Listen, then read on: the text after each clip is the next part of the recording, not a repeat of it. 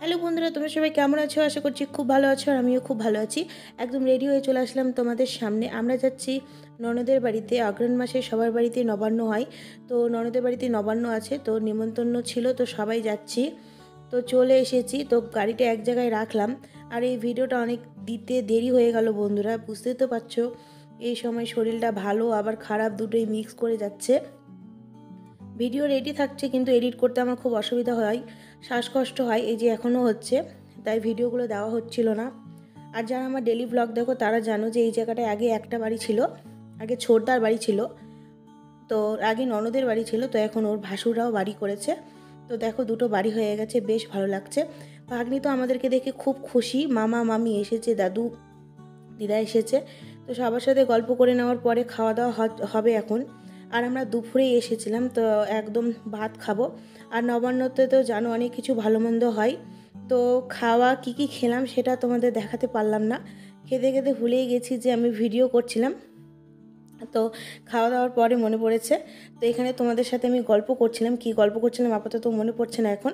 তো এখন আমরা যাব মাদের ওখানে, আর ননদের বাড়ি এই পাড়া আর মাদের বাড়ি হচ্ছে ওই পাড়া। তো এত কাছে এসেছি, তো একটু দেখা করে না আসলে হয় না, তাই দেখা করতে যাব। আর আজকে আমরা বাড়ি চলে যাব, তার জন্য একটু যাব আর আসব।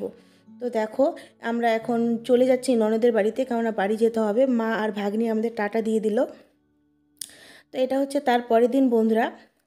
আমাদের বাড়িতে নতুন অতিথি আসতে চলেছে, তো তার জন্য জিনিস না নিলেই হয় না। আর সামনেই শীত, আর ডক্টর সবসময় বলেছে বা বেবিদের জিনিস মানে পরিষ্কার করে পরাতে। তাই অনেকে বলে যে বেবি হওয়ার আগে জিনিস নাকি নিতে হয় না, কিন্তু ডক্টর আমাদের বলেছে নিতে, আর পরিষ্কার জামা কাপড় পরাতে বলেছে। তাই এখন সব একটা একটা করে জিনিস নেব, আর হচ্ছে তোমার ধুয়ে ধুয়ে রেখে দেবো, কারণ আমার শীতে একদম শীতে বেবি হবে। যদি সেই সময় নেওয়া হয় বেবি হওয়ার পরে, সেই সময় রোদ থাকবে কি না থাকবে না অনেক ব্যাপার আছে, তো জিনিসগুলো শুকাতে দেরি হবে।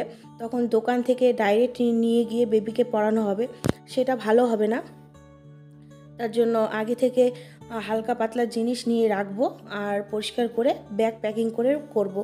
তো সেটাই তোমাদের সাথে শেয়ার করলাম।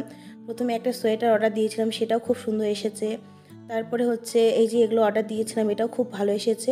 আর এখন হচ্ছে দোকানে যেতে পারছি না তো বন্ধুরা, তাই ফ্লিপকার্ট থেকে সব কিছু অর্ডার করছি।